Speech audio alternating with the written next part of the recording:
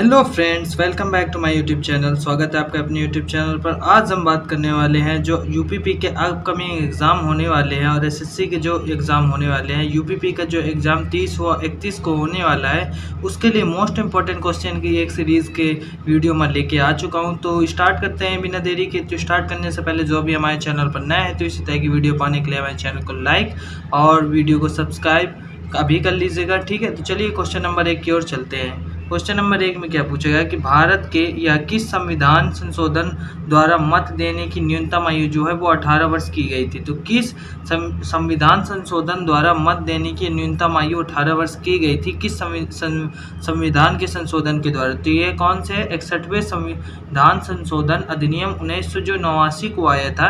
61वें संविधान संशोधन अधिनियम 1989 के तहत की 18 वर्ष कर दी गई थी न्यूनतम आयु कि वो कोई मत दे सकता है, ठीक है। तो 18 वर्ष की न्यूनतम आयु की दिया गया था मत देने के लिए। तो 61वें संविधान संशोधन 1989 को हुआ था, ठीक है। चलिए अगले क्वेश्चन की ओर। अगले क्वेश्चन पूछा गया टिटिकाका झील कहाँ पर स्थित है। तो टिटिकाका झील कहाँ पर स्थित है? तो इसका राइट आंसर हो जाएगा पेरू और बोलिविया में, ठीक है। तो पेरू और बोलिविया में टिटिकाका झील स्थित है। चलिए अगले क्वेश्चन की ओर। अगले क्वेश्चन पूछा गया भारत का राष्ट्रीय गीत वंदे मातरम कहाँ से लिया गया है। तो भारत का राष्ट्रीय गीत वंदे मातरम कहाँ से लिया गया है? तो इसका राइट आंसर हो जाएगा भारत का राष्ट्रीय गीत जो लिखा है वो बंकिम चंद्र चट्टोपाध्याय ने लिखा है, ठीक है। ये भी मोस्ट इंपॉर्टेंट है, याद रखिएगा किसने लिखा। बंकिम चंद्र चट्टोपाध्याय ने लिखा है। और कब लिखा है? 1882 ईस्वी में लिखा था। और ये आनंद मठ उपन्यास से लिया गया है। किससे लिया गया है? आनंद मठ उपन्यास से लिया गया है, ठीक है। चलिए अगले क्वेश्चन की ओर। अगले क्वेश्चन में पूछा गया है यूपीएससी के प्रथम महिला अध्यक्ष कौन थी। तो यूपीएससी की प्रथम महिला अध्यक्ष कौन थी? तो इसका राइट आंसर हो जाएगा रोज मिलियन बैथ्यू, ठीक है। तो रोज मिलियन बैथ्यू यूपीएससी की प्रथम महिला अध्यक्ष थी। चलिए अगले क्वेश्चन की ओर। अगले क्वेश्चन पूछेगा उच्चतम न्यायालय की पहली महिला न्यायाधीश कौन थी। तो उच्चतम न्यायालय की पहली महिला न्यायाधीश कौन थी? तो इसका राइट आंसर हो जाएगा मीरा साहिब फातिमा बीबी, ठीक है। मीरा साहिब फातिमा बीबी उच्चतम न्यायालय यानी हाई कोर्ट की पहली महिला न्यायाधीश थी। चलिए अगले क्वेश्चन की ओर। अगले क्वेश्चन पूछेगा तुलबुल परियोजना किस नदी पर स्थित है। तो मोस्ट इंपॉर्टेंट क्वेश्चन है। तो तुलबुल परियोजना किस नदी पर स्थित है? तो इसका राइट आंसर हो जाएगा झेलम नदी में स्थित है। चलिए अगले क्वेश्चन की ओर।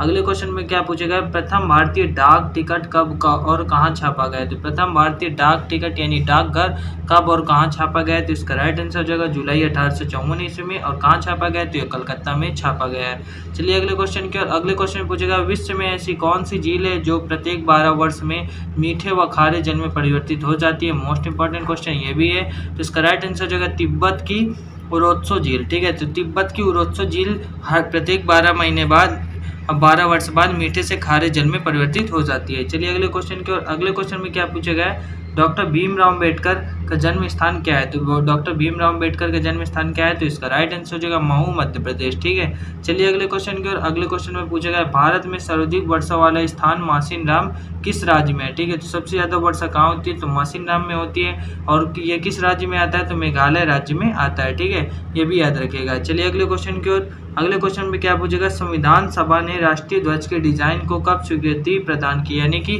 संविधान सभा ने राष्ट्रीय ध्वज के डिजाइन को कब स्वीकारा। तो इसका राइट आंसर हो जाएगा 22 जुलाई 1947 ईस्वी को स्वीकृति मिल गई थी, ठीक है। चलिए अगले क्वेश्चन की ओर। अगले क्वेश्चन में पूछेगा प्रसिद्ध कोहिनूर हीरा कहाँ से प्राप्त हुआ था। तो प्रसिद्ध कोहिनूर हीरा कहाँ से प्राप्त हुआ था?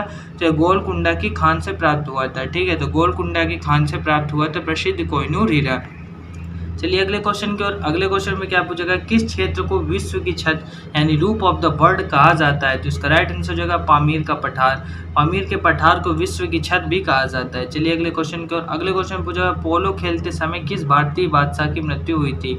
तो पोलो खेलते समय किस भारतीय बादशाह की मृत्यु हुई थी। तो इसका राइट आंसर हो जाएगा कुतुबुद्दीन ऐबक की मृत्यु हुई थी। चलिए अगले क्वेश्चन की ओर। अगले क्वेश्चन पूछेगा भारतीय संविधान में मूल अधिकारों का वर्णन किस भाग में किया गया है। तो भारतीय संविधान में मूल अधिकारों का वर्णन किस भाग में किया गया है। तो भाग 3 में मूल अधिकारों का वर्णन किया गया है। किसमें? भाग 3 में। चलिए अगले क्वेश्चन की ओर।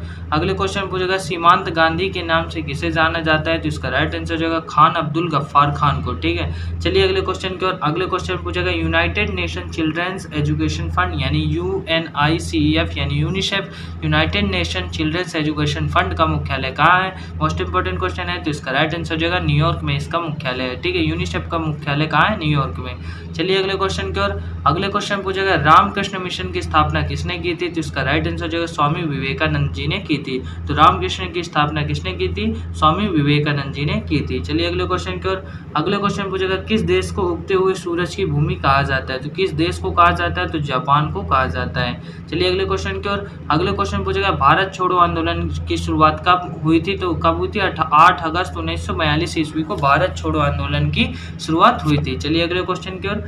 अगले क्वेश्चन पूछेगा भारत में सफेद क्रांति के जनक किसे कहा जाता है? तो इसका राइट आंसर जो है डॉक्टर वर्गीज कुरियन। डॉक्टर वर्गीज कुरियन को भारत के अंदर सफेद क्रांति का जनक कहा जाता है। चलिए अगले क्वेश्चन की ओर। अगले क्वेश्चन पूछेगा लोकसभा का सदस्य बनने के लिए न्यूनतम आयु कितनी वर्ष होनी चाहिए? तो इसका राइट आंसर जो है 25 वर्ष। ठीक है, तो लोकसभा का सदस्य बनने के लिए आपकी न्यूनतम आयु 25 वर्ष होनी चाहिए। चलिए अगले क्वेश्चन की ओर। अगले क्वेश्चन पूछा गया है भारत की राष्ट्रीय जलीय जीव कौन सा है? तो भारत का राष्ट्रीय जो जलीय जीव है कौन है? तो इसका राइट आंसर जो गंगा डॉल्फिन। ठीक है, तो गंगा डॉल्फिन भारत का राष्ट्रीय जलीय जीव है। ठीक है, चलिए अगले क्वेश्चन की ओर। अगले क्वेश्चन पूछेगा प्रथम क्रिकेट विश्व कप जीतने वाला देश कौन सा था? तो पहली बार जो विश्व कप क्रिकेट जो है वो किसने जीता था? तो इसका राइट आंसर जो वेस्ट इंडीज ने जीता था।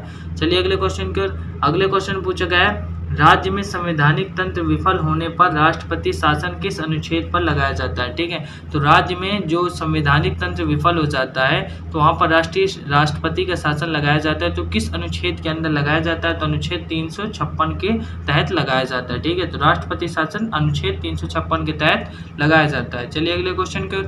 अगले क्वेश्चन पूछा किस अनुच्छेद के तहत 6 से 14 वर्ष तक के बच्चों के लिए शिक्षा का अधिकार मूल अधिकार माना जाता है? तो किस अनुच्छेद के अंदर 6 से 14 वर्ष के बच्चों के लिए जो शिक्षा होती है वह मूल अधिकार माना जाता है? तो इसका राइट आंसर जो है अनुच्छेद 21 के ए के अंदर। ठीक है, तो अनुच्छेद 21 के ए के तहत 6 से 14 वर्ष के बच्चों को जो शिक्षा होगी वो मूल अधिकार के अंदर आएगी। चलिए अगले क्वेश्चन की ओर। अगले क्वेश्चन में पूछेगा चंद्रमा पर मानव को पहुंचाने वाला अंतरिक्ष यान का क्या नाम था? तो चंद्रमा पर मानव को पहुंचाने वाले प्रथम अंतरिक्ष यान का क्या नाम था? तो इसका राइट आंसर होगा अपोलो 11। ठीक है, तो अपोलो 11 चंद्रमा पर मानव को पहुंचाने वाला प्रथम अंतरिक्ष यान था। ठीक है, चलिए अगले क्वेश्चन की ओर। अगले क्वेश्चन पूछेगा अंतर्राष्ट्रीय मुद्रा कोष यानी IMF का मुख्यालय कहाँ स्थित है? तो अंतर्राष्ट्रीय मुद्रा कोष यानी IMF का मुख्यालय कहाँ स्थित है? इसका राइट आंसर जो Washington DC। Most important question है, याद रखिएगा। तो वाशिंगटन DC में IMF का मुख्यालय है। चलिए अगले क्वेश्चन की ओर। अगले क्वेश्चन पूछेगा रेबीज के टीके की खोज किसने की थी? तो इसका राइट आंसर जो है लुई पास्चर जी ने रेबीज के टीके की खोज की थी। चलिए अगले क्वेश्चन की ओर। सुपीरियर झील कहाँ पर स्थित है? तो सुपीरियर झील कहाँ पर स्थित है? तो इसका राइट आंसर हो जाएगा संयुक्त राज्य अमेरिका और कनाडा। ठीक है, तो सुपीरियर झील कहाँ स्थित है? संयुक्त राज्य अमेरिका और कनाडा के बीच स्थित है। चलिए अगले क्वेश्चन की ओर। सुपीरियर झील कहाँ स्थित है? फिर से यही है, संयुक्त राज्य अमेरिका और कनाडा के बीच में स्थित है। चलिए अगले क्वेश्चन की ओर। अगले क्वेश्चन पूछेगा भारत का नेपोलियन किसे कहा जाता है? तो भारत का नेपोलियन समुद्रगुप्त को कहा जाता है। ठीक है, तो भारत का नेपोलियन समुद्रगुप्त को कहा जाता है। चलिए अगले क्वेश्चन की ओर। अगले क्वेश्चन पूछेगा स्वाइन फ्लू किस विषाणु से फैलता है? तो स्वाइन फ्लू किस विषाणु से फैलता है? तो इसका राइट आंसर हो जाएगा H1N1। ठीक है, तो स्वाइन फ्लू H1N1 विषाणु से फैलता है। ठीक है, याद रखिएगा। चलिए अगले क्वेश्चन की ओर। अगले क्वेश्चन पूछेगा विश्व स्वास्थ्य संगठन यानी WHO। ठीक है, WHO का मुख्यालय कहाँ है? तो WHO का मुख्यालय कहाँ है? तो इसका राइट आंसर हो जाएगा Geneva Switzerland. Most important question है सभी एग्जामों के लिए। तो विश्व स्वास्थ्य संगठन WHO का जो संगठन है वो कहाँ स्थित है? जो जिनेवा स्विट्जरलैंड में स्थित है। ठीक, तो ये थे टॉप 50 क्वेश्चन जो कि मोस्ट इंपॉर्टेंट थे सभी एग्जामों के लिए। ठीक है, ये केवल UPP के लिए नहीं, ये सभी GK GS के जितने भी जो आते हैं एग्जाम में, SSC हो गया, NTPC हो गया, रेलवे हो गया, तो जितने भी एग्जाम आते हैं सभी एग्जामों के लिए मोस्ट इंपॉर्टेंट है। तो इसे कोई भी मिस ना करे। तो आई होप आपको वीडियो अच्छा लगे। वीडियो अच्छा लगे तो वीडियो को लाइक और चैनल को सब्सक्राइब अभी कर लीजिएगा, क्योंकि हमारे चैनल में इस तरह की काफ़ी वीडियो पड़े तो जो आपके लिए हेल्पफुल हो सकती हैं। Thank you.